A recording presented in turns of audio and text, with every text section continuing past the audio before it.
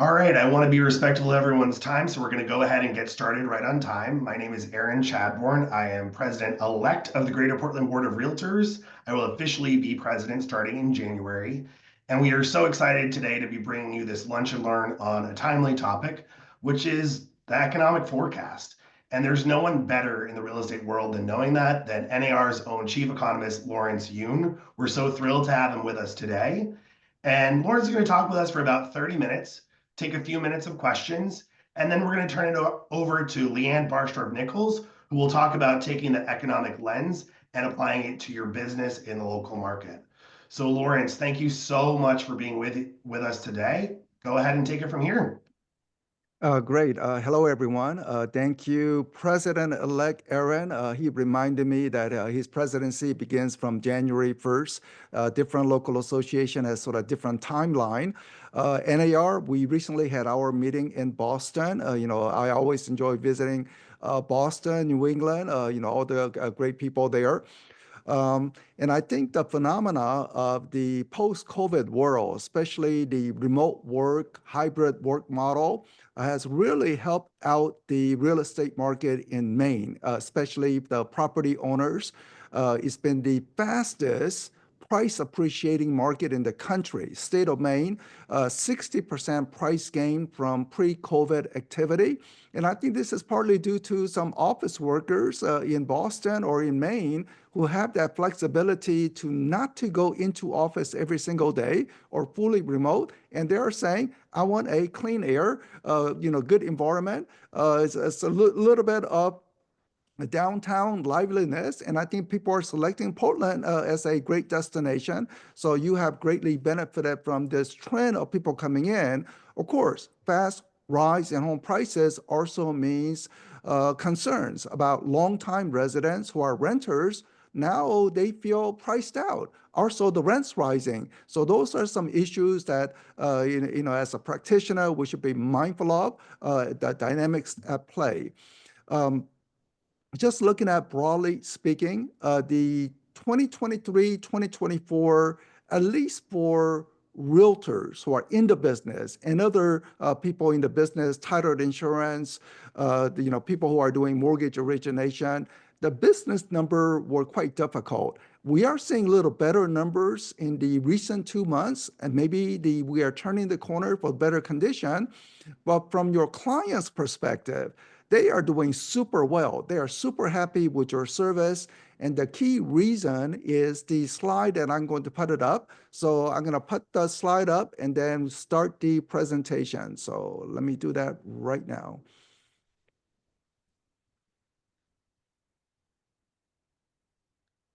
My neighbor, who I know very well, has a second home property in Maine where he visits frequently.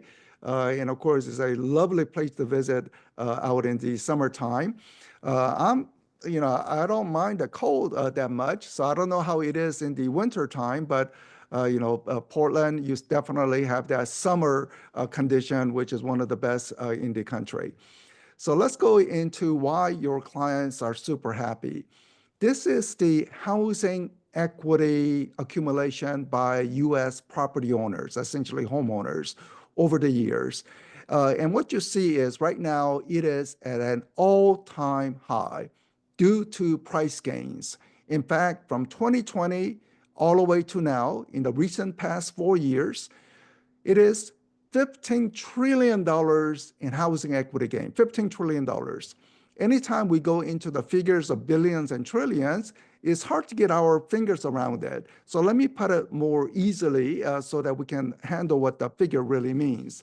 It means that for a typical homeowners, they have, in my estimate, around $410,000 in net worth. Everything they have minus everything they owe. Includes some of their retirement money in a 401k investment.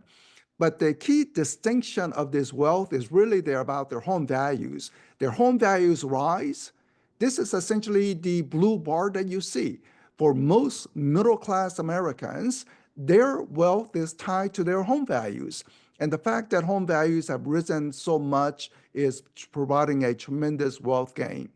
Now, on the red bar, just as a contrast, This is a typical net worth of a renter. I think many of the people in the audience are very familiar with this. As a real estate practitioner, you go through the licensing course, you go attend various sessions, and you know the vast wealth difference between homeowners and renters. But maybe you were not aware of the exact figure. So these are the exact figure, and the data is from the Federal Reserve, something that you can share with your clients, especially now with a new buyer agreement. Some of the media, once the settlement came, were saying that perhaps realtors cut their corners. Maybe they did not serve their clients in their best interest. But trust me, when we take survey of recent buyers and recent sellers, we get consistent results. 90% of home buyers and home sellers essentially say they love their realtors. Maybe not in that exact word, but what they say is they would recommend their realtor, maybe not other realtor, but their realtor to their family members, their business colleague, and other key people they know within their circle of relations. So this is a strong testament. But note that I say 90% satisfaction, not 100% satisfaction. Apparently, there are two unhappy homeowners out in Missouri, and the trial lawyer sniffed that out and somehow put a lawsuit out in Missouri.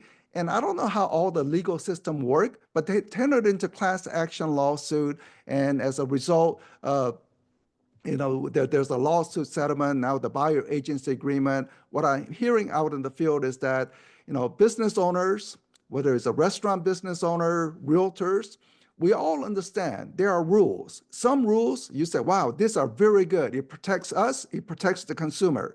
But then there are other rules which are just cumbersome, just a little friction out in the market, bureaucrats or lawyers putting into it. But we always adjust to the system. And what I'm hearing is that realtors have fully adjusted to it. They're explaining, and especially with now the buyer agency requirement, there will be a lot of questions. And realtors, you are answering all the questions professionally. But at some point, you have to show this chart to the buyers to say, if you want to participate in wealth, you have to own part of America. You have to be a property owner, and the data clearly shows this trend.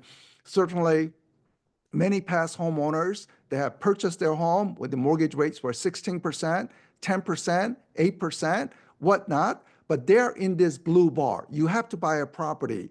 Worry about refinancing at a later point, but as long as you are a property owner, you are participated in gain. And we see the gain in wealth generally rising over as people age. Only when people become 75 and older, their net worth decline. I think they're essentially drawing down their savings for their retirement years. Maybe people are, but essentially this shows the rising wealth as people age because their home values rise over time. But one of the more depressing statistics that my staff gathered this year was that the median age of a first-time buyer, which we generally would associate with early 30s or possibly even late 20s. People are in their late 20s, early 30s, they buy a home. But the median age of a first-time buyer in 2024 was 38 years old. They are delaying the entry point of their wealth gain potential. So I know there are affordability challenges out there, but this is clearly indicating start early if you can. Maybe your first home is not your dream home, but start early, then trade up, use the housing equity for down payment on the next purchase and steadily build up. Sooner one starts early, the better the potential of getting this wealth gain. This is the median home price in Portland, Maine region that we have been collecting. So what it shows is that there are some years where the gain may be very, very minimal or flatline conditions, but there's still the time when people still build wealth, perhaps more slowly, because part of their mortgage payment is principal write down. I mean, a good portion is interest payment, but a certain portion is essentially principal. So it's a forced saving mechanism, which I think is a good discipline in bringing responsibility to homeowners. And then you never know when the prices will take off. but when the prices take off, those are pure gains. Now, I thank all the local association leadership, local association president who participate at NAR committee meetings, or at least certainly relay the message to NAR so we can lobby certain position. And one position that we have consistently heard, especially from the New England states, I'm from the Washington, D.C. region, California market, Florida market. What we are hearing is because of strong price increases, some homeowners are now getting a capital gains tax from a sellable home. Do you remember when you were explaining to your clients in the past, buy a home, and when you sell your home, you don't have to pay any tax because the exemption amount is large. $250,000 for a single individual, $500,000 for married couple, the figures that you are well familiar with. What do you know? People in Portland, Maine now, some sellers who are selling their home have exceeded those exemption amount, and they will be hit with this tax, which means that some people are changing their mind. They are, rather than listing their property, they're saying, maybe I don't want to list my property because there is a tax implication. And consequently, as a result, we heard from all the leadership, local association leadership, and we are lobbying in Washington essentially to say, can we lift that capital gains exemption amount? Just index to inflation, because the figure has not been changed for 25 years. And if we index to inflation, the exemption amount today would be roughly double of what the figures are, essentially $500,000 for single, $1 million exemption for married couple. So we are just trying to say, out of fairness, just index to inflation. Look at the price of a hamburger 25 years ago. Look at the price of movie ticket 25 years ago. Look at the Social Security check amount 25 years ago. Everything is indexed, so therefore we think that capital gains indexation to inflation makes perfect sense so that more homeowners in Portland, Maine can list their property knowing they would not be hit with this tax. So we are working on that. Certainly one of our top issue as we go into 2025. Now, let's go anticipate what the market will do, especially in light of the election being over. President Trump has been reelected, for better or worse. I know the country is divided, country is highly polarized. I'm going to just make an objective observation. First, there is a talk among economists that some of the Trump policy could be very recessionary. It could harm the economy. For example, tariffs. Tariffs could lead to higher inflation maybe requiring Federal Reserve to raise interest rate to hold down the inflationary condition. So there is some concern related to that.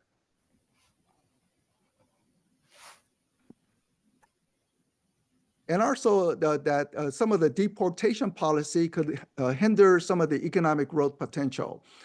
Now, if President Trump implement his policy in more gradual way, for example, tariff, say the lumber tariff coming from Canada, well, he puts sort of mild amount until America can ramp up some of the lumberyard production. Maybe there's some lumberyard in Maine. I know there are lumberyard out in Oregon. So if there is an increased capacity to boost production, while then put a tariff, then it's not going to be that harmful. Also related to deportation, if it's done in phases, for example, say remove people with criminal record first, certainly improve safety in America.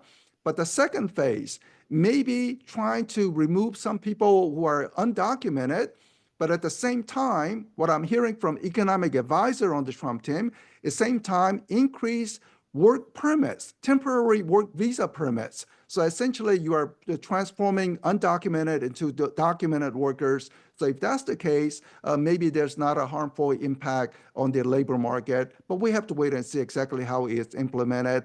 But other people are very excited that it's going to be Trump economic growth or faster economic growth. And one of the most objective measures so far is the stock market. Stock market is wild. The business community is confident. So with the stock market being high, it's likely that companies will want to hire more people, expand business production. So all this will lead to more Trump growth, at least in the upcoming year. Now, we'll see, again, the policies on tariff and deportation later, but at least in the upcoming year, stock market is clearly indicating that economy could accelerate. Now, the mortgage rates are another important factor for home sales. So what is the prospect of mortgage rate going back down to what it was during first President Trump term? At that time, mortgage rates were bouncing from 4% to 5%, 4%, 5% mortgage rate. Are we going to go back to the good old days of those interest rates? And the answer, short answer right now is no. And I will go into the logic as why we will not return to those 4%, 5% mortgage rates. But let's look at the job market condition. This is job changes in 50 states now compared to pre-COVID, right before COVID. State of Maine is showing 3.7%. 3.7% more jobs now compared to pre-COVID. And it is one of the better New England states. Now, outside of the New England states, they're high flyers. Green color states are doing super well. Rocky Mountain states, Florida, 10% more jobs. Maine, only 3% more jobs. Dark blue would be about a little above national average, and light blue would be slightly below national average. So Maine, relatively speaking, from New England states is doing better, but compared to rest of the country, sort of in the middle of the pack or slightly below the average national, but at least it's positive. So there is job gain. And in fact, if you look at the timeline of job situation in the greater Portland, Maine region, Portland, South Portland region, what you find is that generally there is little fluctuation, but generally upward path, such that right now there is 40,000 more workers in the Portland region compared to year 2000. Towards the end that you see the big disruption, that's the COVID lockdown and coming out of the lockdown. But essentially right now, record high employment, and that definitely boosts the demand for real estate, demand for going to the restaurant, helping out some of the commercial markets. So job market situation, steady boost over time. If we look at other markets, for example, I happen to visit San Jose, Silicon Valley region. They underwent huge swings. So when they undergo huge swings, you see huge changes in prices, both residential and commercial during the downturn, and really market heating up during the upturn. But just to illustrate a little contrast, that Portland market is much steadier. At times, there is some cycles, but overall much steadier than other parts of the country. Now let me make a projection on the mortgage rates, because jobs are one factor that's important for home sales, but other factor is mortgage rates. So I put two graphs here. Blue line is what the Federal Reserve directly controls. Federal Reserve does not control mortgage rates. I think some of you found that out in September, and some of your clients found that out in September. In September, Federal Reserve cut interest rate, but the mortgage rate increased. And you said, what the heck is happening? Because everybody were saying, I am going to consider buying a home after Fed cuts interest rate. And when the Fed cut interest rate in September, mortgage rate began to rise. So what the heck is happening? First is that Federal Reserve does not directly control mortgage rate. Generally, indirectly, it moves together, but not always. I put that two circle at the beginning and at the end. So the beginning is right before COVID, and the end is what my forecasts are. So during the first President Trump presidency, again, mortgage rate bounced around from 4% to 5%. I think the new normal will be 6%. Even as the Federal Reserve continues to cut interest rate, they're likely to cut interest rate again tomorrow and more rounds next year. So the blue line will continue to decline. But the mortgage rate, as you can see, is stubborn and is refusing to decline. So why is the mortgage rate refusing to decline even as the Federal Reserve is cutting interest rate? I mean, it was definitely the case in the middle of the graph when the Federal Reserve raised interest rate, it brought up mortgage rate high. But why is it right now going down is a little different. First, the Federal Reserve can cut interest rate because inflation is no longer that 10% inflation a couple of summers ago. So inflation is coming down. It's close to the 2% desired rate, which guarantees the Federal Reserve will cut interest rate tomorrow and more rounds next year. So with inflation coming down, Federal Reserve can cut interest rate. But the reason why the mortgage rate cannot go down is this. We have a huge budget deficit. The orange line shows government spending on everything, while the blue line shows tax revenue coming into Washington. In the early years, two lines matched up, no big deal. But then you see the deficit arising, especially in 2020 when there was a blowout government spending. But now you say, well, 4 years out of COVID, we are spending as if we are in COVID or we are in some kind of national emergency. So given high government spending, we have a large deficit. And for most people, national debt and deficit is same thing, same bad thing coming out of Washington. But there is a technical difference. Deficit is a one-year phenomenon. Debt is a cumulative of all deficit. So national debt level is very, very high, as you can see on the graph. The two blue arrow is first arrow when President Trump first entered the office in 2017. Second arrow is his second term when he's entering the office. With the government borrowing so high, it just means that government borrowing is eating up private capital. There's less private money that can be recirculated back into the economy, including mortgage money.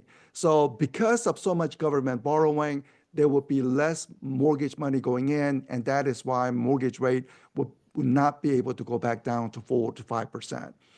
Only possibility is the new government agency that was set up under Elon Musk and Vivek Ramaswamy. If somehow they can meaningfully reduce wasteful government spending, chop it off, and get the debt at least to a manageable level, then perhaps mortgage rate could decline. But as long as we have this large budget deficit, the mortgage rate will be hindered from declining. Now, when you see a deficit level this high, let me go back to this high, usually the currency would collapse. In Canada, Canadian dollar is weakening because their fiscal problem is very shaky. I think the finance minister in Canada yesterday resigned. You look at France, you look at other countries, Japan, China, their situation is even worse than America. So you can say America debt situation looks ugly, but other country looks uglier. And that's why the dollar is still holding on or strengthening. But interesting development is there is less trust in paper money now, given so much deficit running across the whole world. So the gold prices are now reaching a new high level, which is implying that maybe people don't trust the paper currency to the degree they used to. But then alternative to paper currency, gold has always been the case, but the cryptocurrency is a new thing where some people are saying maybe cryptocurrency could be an alternative to the paper currency. So when you make transaction, maybe you don't need paper currency, one can use Bitcoin. So it's rising. Real estate prices have risen in Portland due to low mortgage rates in the early years of COVID and some remote work changes that has been occurring, but not because of alternative to paper currency. So, but if people somehow view real estate as an alternative to paper currency, then there is even more potential for real estate prices to rise.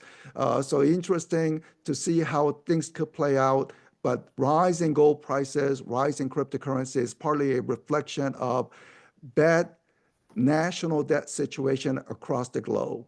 Let me go into the forecast and wrap it up. So first, home sales. The red is essentially realtors' sales activity, while the blue is home builders. If you focus only on the blue, home builders are doing decently. They are standing on their feet. But the realtors have been hammered down. So you look at 2019, pre-COVID, then there was 2 years of very strong activity for realtors, low interest rate environment. But high interest rate environment really took the home sales down, and 2023 and 2024, clearly difficult business activity, not your clients. Your clients are getting that record high home prices, record high wealth, but your business activity has suffered the past 2 years. But we are beginning to see a little upturn. So this is the state of Maine. Of course, like Cumberland County is the dominant area. And what you are finding is unit sales in the recent 3 months is up compared to 1 year ago. So you are already turning the corner. Furthermore, what you are finding on prices are still rising. Maybe the gains are much more minimal, but at least prices are turning up, which translates into dollar volume rising close to 10% compared to 1 year ago. So Maine doing a little better than the rest of the country in terms of housing market performance. Now, job market performance, little lagger compared to the rest of the country, but housing market outperforming the country. And I think, again, this is that ongoing phenomena of office worker in Boston who don't have to go to office every single day are buying property out in the state of Maine. Some people say homeowners are locked in, low interest rate, they will never give it up. But did you know that there are 35 million Americans who don't have any mortgages? They're not locked in. They can change homes given due to changing life circumstances. Of course, we do still have some people in low interest rate environment. They are locked in. But then there are life-changing events like death in the family, marriages, divorces, new child you need a larger size home. So all these life-changing events will steadily unlock some of these people with a low interest rate because they need a larger size home or they need a smaller size home, all that, or they need to be closer to a new job. All that will begin to lead to more listing activity.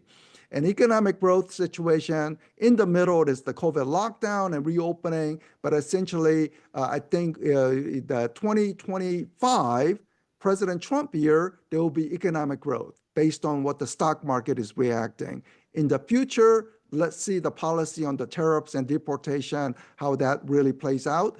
But overall, my last slide is nationwide forecast. Worst is over, in my view. Key reason is inventory. We are seeing more inventory across the country. Home builders are standing on their feet because they have inventory. But now the realtors, existing homeowners will want to trade up, trade down over time because of life-changing circumstances. So we will see more inventory. Job market is good. Mortgage rate, even though it may not go back to 4 or 5%, 6% new normal. I think most people are getting used to it. And clearly 6% is still a little below historical average. So those will be good condition. So look for better condition in the upcoming year. I don't have a specific Portland market forecast, but given that Portland has consistently outpaced the nation in terms of the housing market performance, I think you will be doing even better than what you see here on the chart. So let me stop there. And again, thank you for the opportunity to share some of my thoughts with you all. Business condition a little tough, but I think the worst is pretty much coming to an end. Now turning back over to Aaron. Well, thank you so much. Now, one question we've gotten a few times in the chat is whether you'll be sharing these slides. Is that something you can send to us that we can send out to the registrants? Oh yeah, most welcome. I consider as a public domain information, so I will send it over to Portland Board of Realtors, and then they can send it out to people who are participating here. We have a few minutes for questions. So if anyone has a question, go ahead and raise your hand using the raise hand icon and I'll call on you. Lawrence, one thing I want to ask you about is you mentioned that Maine and Greater Portland has benefited from this trend of remote working, people moving to Maine because they can work from anywhere.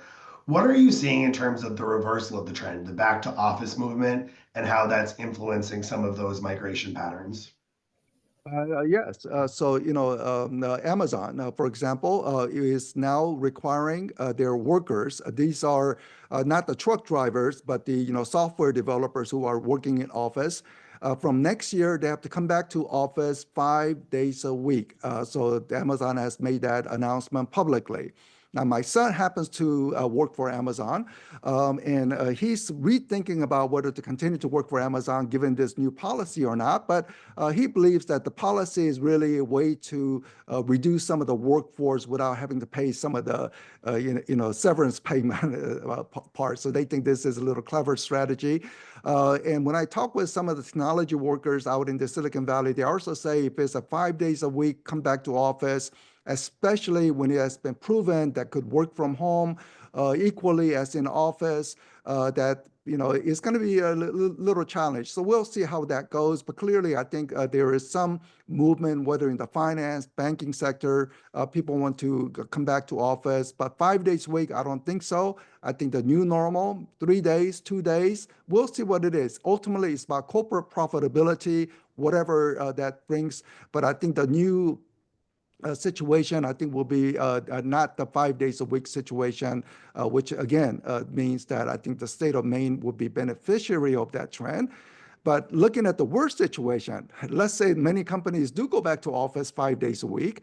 I think the Maine will still be in a good position because we have this so many people turning 65 each year. As people turn 65, what do? They seek retirement home. They go away from those big expensive cities of New York and Boston. People always say, well, they're going to Florida, they're going to the Carolinas. But I think there will be people interested in going to Maine.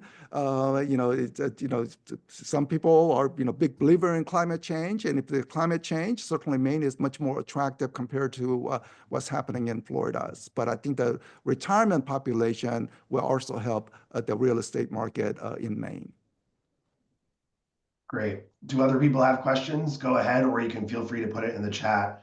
One question in the chat is, what is NAR seeing in terms of realtor membership? Are we still projecting declines in realtor membership in general based on the economy and maybe based on some of the other factors? The realtor membership, we never had 1.5 million member until we hit COVID. That's when we crossed it. We still have 1.5 million members. And given that the low home sales activity of the past 2 years, that's quite an amazing. I don't know whether this is a testament of, entrepreneurs who, train, they went through the course and they don't want to easily give it up. But the membership number, I've been anticipating that maybe it should be 10% decline based on the market condition, but we have not seen that. We have only seen about 3% decline from the record high levels. So, this is a fiercely competitive. And let me clarify one thing.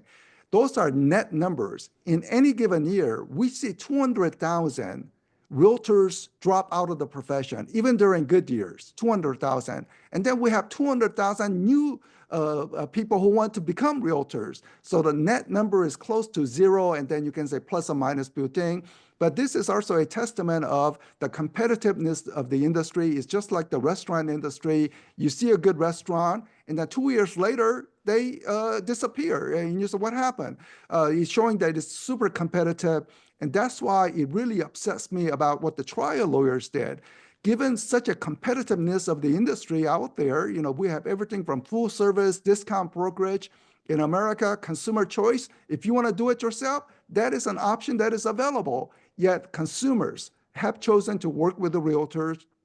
Consumers are satisfied with the realtors. So I don't know how the trial lawyers were able to get their verdict. It really upsets me they're able to scoop, millions of dollars from the work, the open houses, the realtors did on Saturday, all this, but the lawyers shuffling papers somehow able to extract. That really angers me on that front. But it is what it is. And I think the realtors are adapting to the new rules, and the sales are projected to rise next year. We probably have time for one more question before we thank Lawrence and turn things over to Leanne. Does anyone have a final question? If not, Leanne, I'll let you ask the last question. Great. I do have a question, Lawrence. So I actually was asked a question yesterday teaching the code of ethics if you were talking at all about the Doge and what that might do in terms of trimming the budget deficit, because I've heard you talk about that a lot in the last few months, the budget deficit in terms of its impact on keeping mortgage interest rates high. And I'm wondering, you mentioned, thank you for covering that today, and I'm wondering what you think the areas of the federal budget deficit or federal budget are that actually could be cut in any meaningful way, because the information I'm seeing isn't that there is a lot that could be cut. So what is that? Because a lot of it's interest, a lot of it's Social Security. What is the cuts we could hope for? Yeah, very, very good question. And the answer is it looks like there's very little to cut, or at least have the discretion to cut, because Social Security, one cannot cut that unless there is some congressional legislation, something that Elon Musk cannot do on his own. Medicare, you have the national defense interest. Certainly, we have to pay. Otherwise, we become like Venezuela, where we don't honor our commitment on interest payments. So after that, you are really looking at only about 1/3 of the spending. And of the 1/3 of the spending, things like a HUD program, things like FHA, actually it doesn't cost government any amount because the premium that is collected by the government is actually sufficient for any default on the FHA mortgages. Maybe some of the administration, I think one thing that I think Trump administration will seek is return to Washington office condition. And that could again be part of the trying to trim out some of the workforce, but how much can you reduce, because some of the obligatory spending, the entitlement spending is, I think, covers 60-70% of the budget, which means only 30% is for discretion. So we'll have to see exactly how much room there is in terms of making. But I will also say the following: it's not really about cutting the deficit in a single year or 2 years. It's really about coming up with a plan to reduce the budget deficit or make it manageable in the upcoming years. So if somehow Elon Musk, Vivek Ramaswamy can make a recommendation that the people feel comfortable that in the upcoming years, budget deficit situation will be manageable, then that could actually reduce mortgage rate to some degree. Thank you, Lawrence. Well, Lawrence, I know we're one of the most sought after speakers in the NAR panel, so we really appreciate you making time for our members today. And it was a really incredible session. So thank you very much. Thank you. I enjoyed it. So in order to help make this applicable so that you can apply it in your day-to-day business and take it forward, we wanted to turn over to one of the best who helps Keller Williams agents do it on a daily and monthly basis. I know, Leanne, you present, is it monthly at the Keller Williams meeting where you do an economic outlook and you talk through it with your partners. And Kathy Manchester said to me, if you're doing anything on economic outlooks, you need to call Leanne and get her to talk to Greater Portland board members. So really appreciate your willingness to share with us and take it from here. Oh, my pleasure. Thank you for having me. And yeah, once a month, at the beginning of the month, I kind of do an overview with my dear friend, Holly Mitchell. So we just try to kind of riff on what's really happening. And, one of the things that sort of inspired us to start doing that is that there's so much information out there. And the consumers that we're coming into contact with, our clients, they all have access to so much information. And some of it's good and some of it's not good. And so how do you get the good information? How do you think through some of the stuff that's somewhat complicated and distill it and simplify it in such a way that it really can be meaningful in helping you to support your clients? Because as fiduciaries to our clients, we kind of have to know this stuff. So to me, a lot of this stuff sort of feels obvious, like listening to Lawrence Yun. Hopefully a lot of that really made sense to you and really resonated, because this is the kind of stuff that we have to be in terms of being able to help our clients make good decisions. We're not the ones making these decisions about their real estate needs.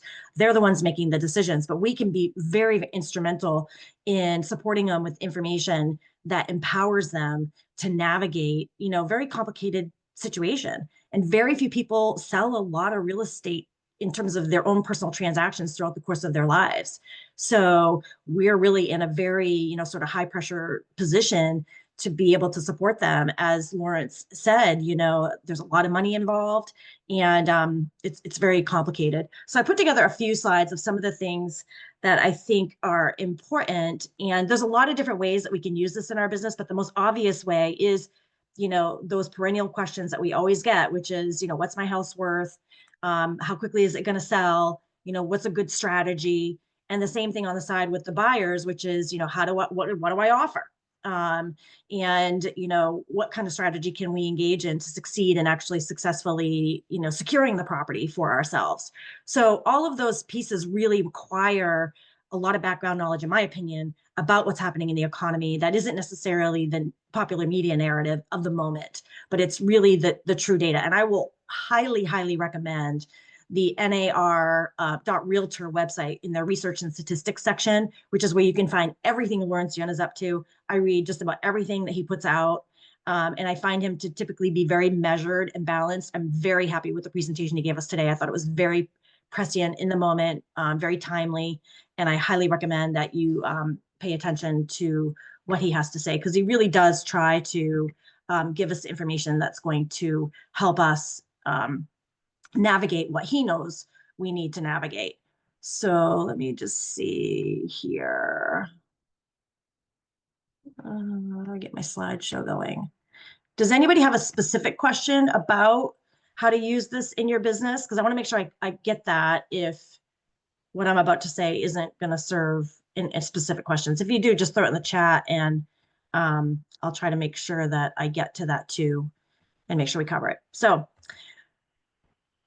the National Association of Realtors just did a forecast summit, which Lawrence actually went above and beyond with some more local data for us, but I highly recommend going in and taking a look at that, because the other thing that you'll get is some of this more up-to-date information with regard to what's happening on the national level. And what I really recommend that you do is, if you're looking at this data, take it and then find the data points within maybe the main market or even regional Maine, and then bring it down into the more micro aspect of whatever the market is that you're working in. If it's land in Standish or a condo in Portland, you can take the same sort of data schematic and break it down for whatever marketplace it is that you're working in, which I think is really, really crucial, that we need to be able to do that. So these data points that NAR puts together for us, that gives you that overview of what's happening, are a great model to then bring into your own local market. So here we had our October sales, and a lot of the data is often lagging, but usually it can still, if you're watching it close enough and more regularly, you can still get a good outline for what's happening. My most favorite data source for very, very timely, like up to the week data, is Altos Research.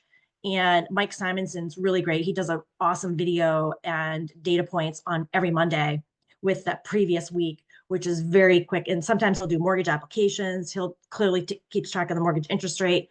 And I have some of his data today to show you, to really put it into good format for you to just really stay up to date. Because sometimes our market moves very fast too. So sometimes, we often get the boots on the ground experience of whether we're getting a lot of offers on our listings, or whether or not our buyers are succeeding in different types of negotiations, or having more inventory to look at. So we pick up on those nuances, but oftentimes our clients need to have a broader view of the data world that they're living in.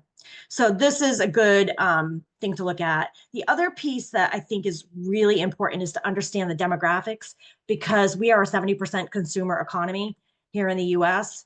And without people and knowing what they're doing and where they're at is really difficult. And Jessica Lautz at the National Association of Realtors is excellent at this. And her presentation, it was like 15 or 20 minutes in the forecast summit that they just had, was really great in breaking down some of the most important things to help you understand what's happening. And so here she talks about the all cash buyers, which of course we're seeing here in our local market too. And so it's important to understand, how sensitive is our marketplace to interest rates.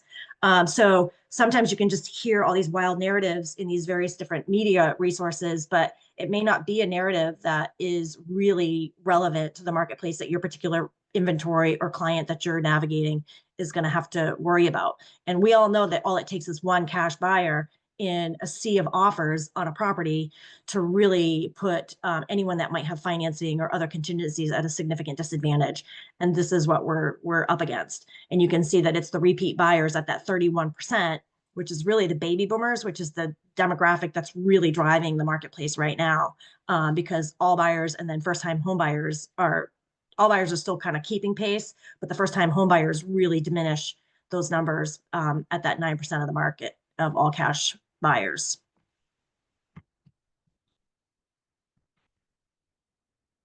So here you can see these demographic trends, and you can see that the first-time home buyer, I missed a slide, I think I might have, here it is.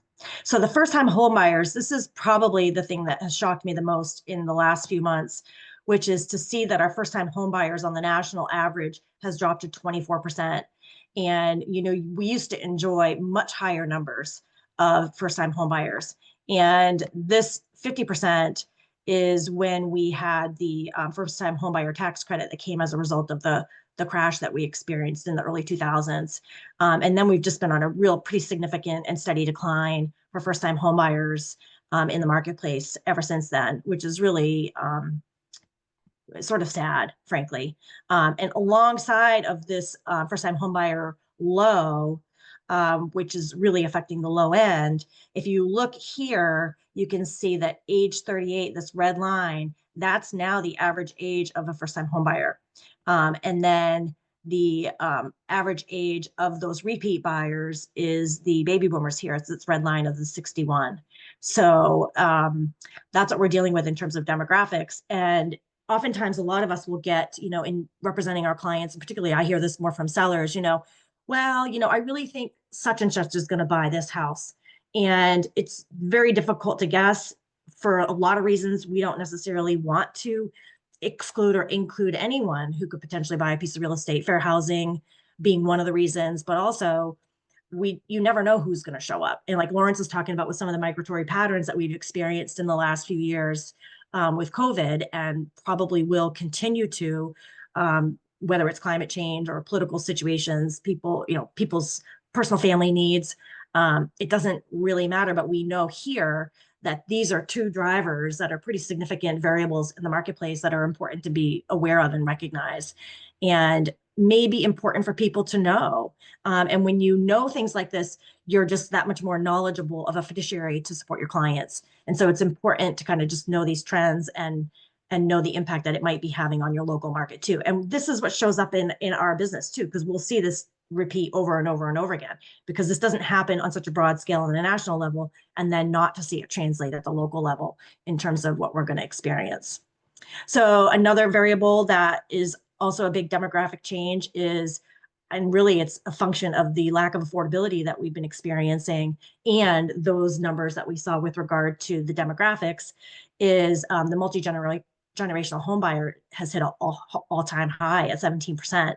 So that's pretty staggering, which I guess it's good that we passed LD 2003 in the state of Maine recently, so that we have more homes that can be accommodating of this particular trend with the accessory dwelling units. So it's always just sort of fun to see how these things come to a confluence. And I think it's really important, as Lawrence Young was also talking about, with 200,000 realtors, leaving the industry every year or not even making it in the industry, it's really incumbent upon us as fiduciaries to our client to just be really smart and really intelligent. And that comes from knowing this particular type of data and what's happening, so that we can, again, inform and advise people and help people capitalize on these trends as well as they look to maximize the value of their real estate investments. So here, this is that first-time homebuyer composition, which I think is really interesting if you look at the contrast between 1985 and 2024. I mean, and this is real data. This isn't conjecture. It's not hyperbole. It's real data of what we're seeing.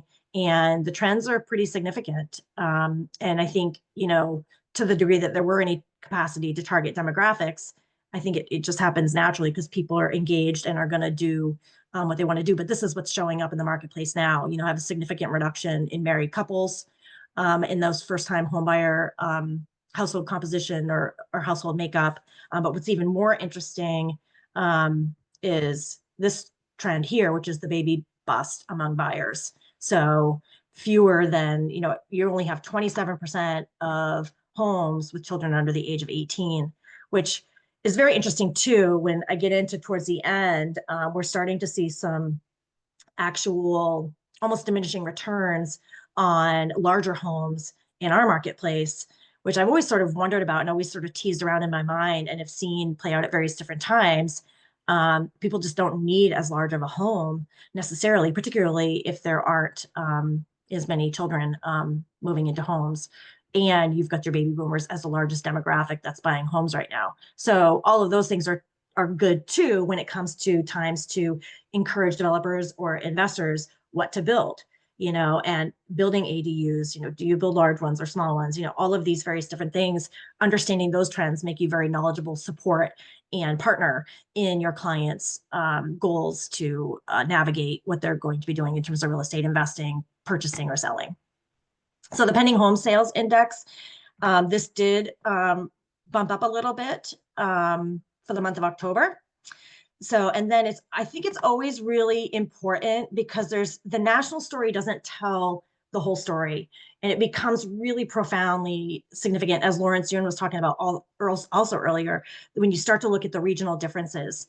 And the Northeast, at the 68.7% or index versus the South at the 90 index. So the index above 100 coincides with a higher level of activity relative to 2001. So 2001 would equal 100. So this is the index related to that particular point in time. So I think it's just really important too to just recognize that it's not a monolith, that it can be very different. And that also is a very illustrative of that macro. You've got to understand the macro, but then be able to break it down into the more micro aspects of these different markets that you're going to be navigating. And then this is just another way to look at that too, broken out by sales regions. And then looking at these data points too, which of course, unfortunately, I have the older data points, which sometimes can be lagging. But when you're watching this stuff on a regular basis, which I encourage you to do and find a format with which you can do that, you'll be tracking this. And then you start to pick up on the nuances and the differences even more insightfully when you combine that with our boots on the ground experience that we're having in our marketplaces. And then Lawrence did talk about these regional numbers, which also breaks it down even further and breaks it down into the different price categories. So then you can start to see that more molecular breakdown of the micro numbers between regions and price points, which I think is also really important. Then you add your overlay of the demographics of the baby boomers versus the first-time home buyers.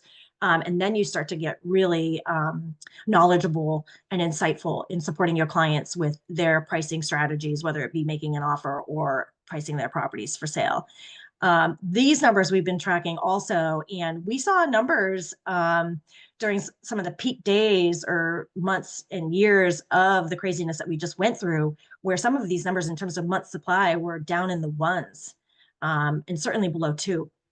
So now we're starting to see, but when you're watching this regularly, then you start to say, oh, okay, so that's why, maybe this property that I just listed and priced at maybe on the higher end of what I might have recommended we didn't get multiple offers. So then you're not sitting there, not really sure why certain things are happening, but you can understand it. And you can also, it's very important to prepare your clients, because if a client is just really insisting, particularly on the listing side, of listing at a certain price, and it's not what the numbers are telling you, you can prepare them for the kind of experience that they're going to have. Because it's always much better to be sitting in a situation where you have a client that said, well, you did say that this is what would likely happen if we did take this risk and do this. And you have data to back up that in consulting them and advising them on what their potential outcome could be. So then maybe you recover more quickly from that kind of a situation than you might otherwise. And Lawrence brought these out earlier too, but not all of the data points on the monthly press releases that the Maine Association of Realtors does for us, which are really excellent. And they put those right on their website. I highly recommend you access those, but those are also great numbers to look at in terms of trying to get that overview of what's happening at the state level, but then also looking at the county, because it's great to take, sort of some national ideas, take them down to the state, down to your county. And those numbers can be really heavily influenced, as you can see here, by very few or a lot of transactions, but most of our counties don't have huge transactions. So also looking at these different data sets, you have to sort of recognize the wild fluctuations that you can experience with regard to that as well. So this was rolling quarters. So you also have to pay very close attention to what the data is actually measuring. And is it doing your medians versus your averages? Because those are different numbers as well. And what the impact of these numbers have on each other, because the units can be up or down and median sales price can be up or down as well. And so there's a story to be told within the truth of those numbers too. So it's important to kind of understand the relationship between those numbers and then how they're impacting each other. But as you can see, most of our counties did see price increases, except it looks like Piscataquis during this particular rolling quarter. But then, we did have some counties where we had inventory reduction still, or stress or strain, whereas you had some counties where we did see an increase in inventory, which is really great. And that's the story that Lawrence is telling us that we're starting to see on the national level as a trend. But to say that it's a national level that is the trend isn't enough to really kind of take to our clients. We have to kind of say, okay, well, that's the national trend. Okay, so that's powerful, but then break it down, peel that onion back, and find out what's really happening in that local market that's really going to affect them, because it might not be helpful to say that that's the case when if that's not actually what's showing up in that particular marketplace. So then the Greater Portland Board of Realtors also does these, hopefully you've all seen these charts for us on single family housing reports, which breaks that onion down even further into our actual communities. And this is where you can see some of those wilder fluctuations and swings, because if you only have 11 transactions in a town, you can see very big variations, because the variety of those types of homes can be vast. So it's quite a continuum. So from here, it might give you a little bit of a trend, but then you go back and look at what those properties were and sort of see that variation to figure out sort of where your client fits into that. So I highly recommend definitely putting this on your list of things to have that you look at and consider when you're doing your analyses, and just staying up to speed on what's happening, which we have to do. This is all really part of sort of basic, just like renewing our CEUs every year, taking our code of ethics every 3 years, all of those things. To me, tracking the economy, tracking these particular types of numbers are important. And then this is Main Listings, of course, is a great resource for data for us locally.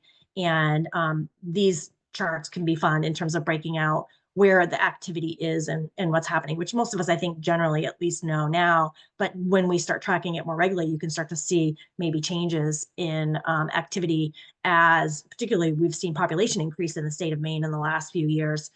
Some of that activity is starting to move further inland to get to more affordable parts of our state. And so that's another story that we need to be fluid in. We need to be fluid in all of these conversations to really be able to better support our clients, or just to even more basically support our clients, in my opinion. And then where do single family buyers come from? So this is kind of nice too, but again, kind of gets to that, used to be back in the old days, people would say, well, I want to have an ad in the Boston Globe or the New York Times. Now, of course, we have the great equalizer, which is the internet. So the information about properties that are for sale goes everywhere. And then you can sort of see how that's spread out. And it's difficult to specifically track to one particular area, but it is nice to kind of see where everybody's coming and going from. We did see a pretty significant slowdown in the migratory patterns just this year from what we were seeing at the height of COVID. But Lawrence is the second or third economist I've heard just this week say that we're expecting migratory trends to pick back up into this coming year of 2025. So that'll be interesting. And it's hard to kind of identify any sort of normalcy after what we've all just been through. It's hard to say what's going to happen going forward, but I think everybody is sort of expecting some sort of calming and some sort of normalcy to kind of kick back into some maybe tracking to pre-COVID type experiences, which will be interesting to sort of see how Maine does fare in the face of this. But I think some other variables that are affecting things is property tax rates, homeowners insurance rates. And so these things are also important to be aware of in helping your clients.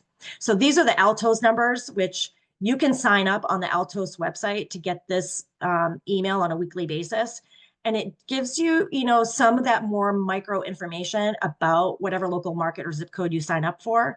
And I just do Portland just to kind of get an idea. And we're still in a slightly seller's advantaged market. And it kind of is interesting to look at this stuff, but you really have to look at this stuff on a regular basis to find it really informative and helpful, because you have that over time comparison.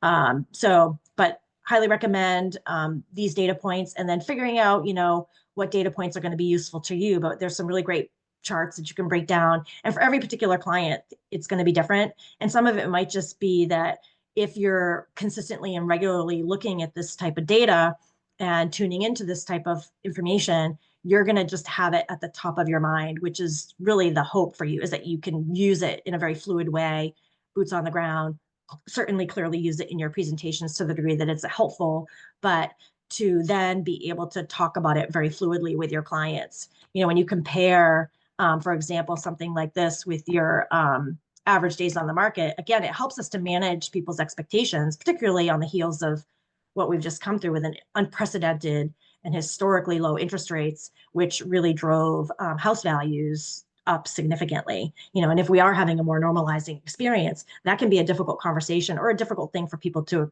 accept if they still have those expectations from the market that we just came out of, which after 30 years of doing this, that tends to be the experience I'm having, is most people kind of want to hold on to, unless we're coming out of a really bad market, but then they could still be, sort of damaged by that.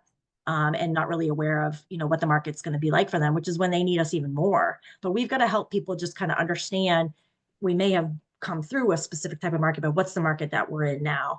And staying up to speed on data points like this are important. And having an overlay like this with the 98-day average versus the 7-day average really helps to separate that longer term trend. Again, taking your macro trends and then bring them down into more micro, into that more micro of, okay, what's the real, nuance of this and what's really happening here, to help people. And again, the median days on the market, again, that macro and the micro comparison overlay for Portland, price per square foot.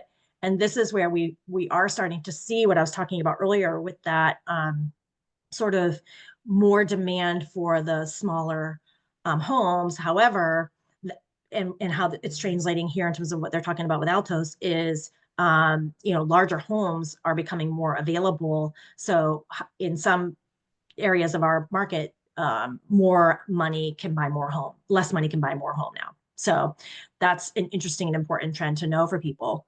Properties with a price decrease. So I will share my slides, and then they'll be available for you to spend some time with. And I definitely recommend you do that. I also have the condo slides that are similar to that, which is a slightly more seller advantaged market than residential, which is interesting. And so you can follow these data points through depending upon, what's interesting to you. But I think, hopefully you've gotten a good idea for how this can be helpful. And then, of course, the most obvious way that we can break this down is by really trying to educate people through our social media, and figure out what those data points are that are going to be most important to the market you're trying to appeal to in your social media. And you can do a nice little meme like this to share and appear as a very knowledgeable person in the marketplace, which I think is really helpful. And I think consumers really appreciate us taking the time to know the economy, know the market, and be able to provide them information that's going to be helpful to them. I So hadn't seen thank those you. Altos charts before. Those are very, very interesting. That's really helpful. Thank you for sharing it. Yeah, you're welcome. One thing I think is great too about this graphic, as well as the NAR one you shared at the beginning, is if you take that, you can send it to your virtual assistant, to Fiverr, to someone on your team, or yourself if you're good at it, and you just keep it consistent. You have them recreate it for you every month. You send them the data and you just have them recreate it. You can post it to your socials. It gives you an excuse to reach out to clients. It's multi-use and it's easy. I know we've gone over our 1 hour time frame. So before we drop, I just wanted to see, did anyone have questions or follow-ups for Leanne? We will get her slides and Lawrence's slides out to everyone who registered for this, but did want to leave time for any questions anyone might have. Yeah, I think the only question was, what site is that? So it's the Altos is the stuff I did at the end, and that'll be in the slides. You can see the little screen clipping there. A lot of it, the research I do is on NAR, but I also just read a lot of different things. And so the economic update I do for our company once a month is much longer and much crazier. Good to see you all. And if anyone hasn't done their code of ethics, yeah, you still have one more coming up, Leanne?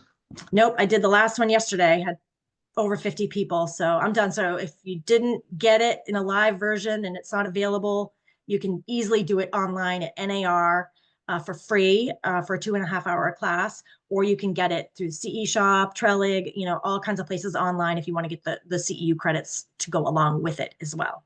So just a friendly reminder, if you haven't done your code of ethics yet, this was the cycle. It's due by the end of December, so make sure you get on top of that. Thanks everyone for joining us. I hope you agree that this was very, very valuable. I got a lot from it. Leanne, thank you so much for being so generous with your time and expertise.